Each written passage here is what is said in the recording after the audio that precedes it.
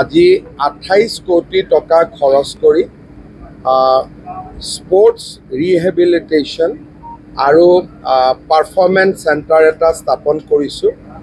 Oil India আৰু নুমলীগড় ৰিফাইনেৰীয়ে আমাক সহায় কৰিছে আৰু বিটিসি আমাক এই ঘৰ বা গোটেইখিনি দি সহায় কৰিছে।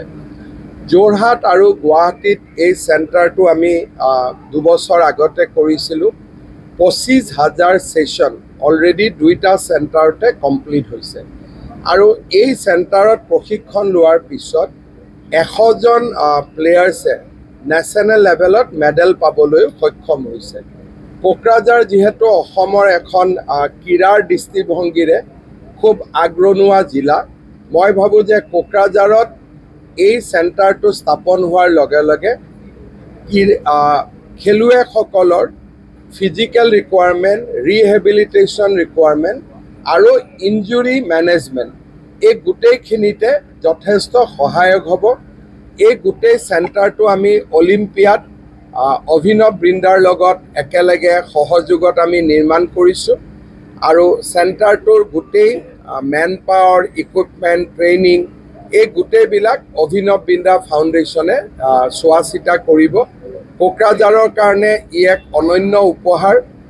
ইণ্ডিয়াৰ কোনো ষ্টেটতে ইমান এডভান্স স্পোৰ্টস ৰিহেবিলিটেশন সেন্টাৰ নাই, ইঞ্জুৰি ম্যানেজমেন্ট সেন্টাৰ নাই।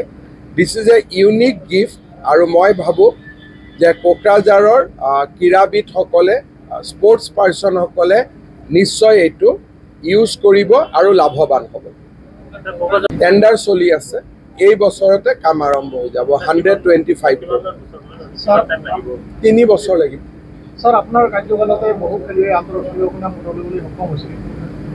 ভৱিষ্যতে ক্ৰীড়াক লৈ স্যাৰ বিশেষ কিবা পৰিকল্পনা? এতিয়াতো আৰু বেছি ভাল হ'ব। এতিয়া আমাৰ টাৰ্গেট লৈছোঁ যে 2000 হোষ্টেল কৰা।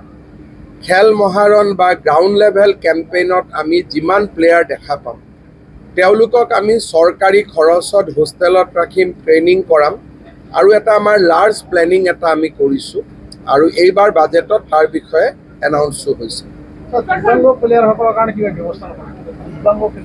ইয়াতে দিব্যাংগয়ো ৰিহেবিলেট কৰিব পাৰিব। তেওঁলোকৰ কাৰণে বেলেগ কৰি ক্লাষ্টাৰ এটা আছে অকল পেৰা অলিম্পিয়াডৰ কাৰণে।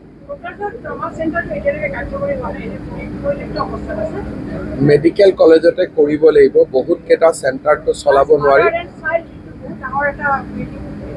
মই চেক কৰি দিম কিয় পৰি আছে বুলি। হ'ব।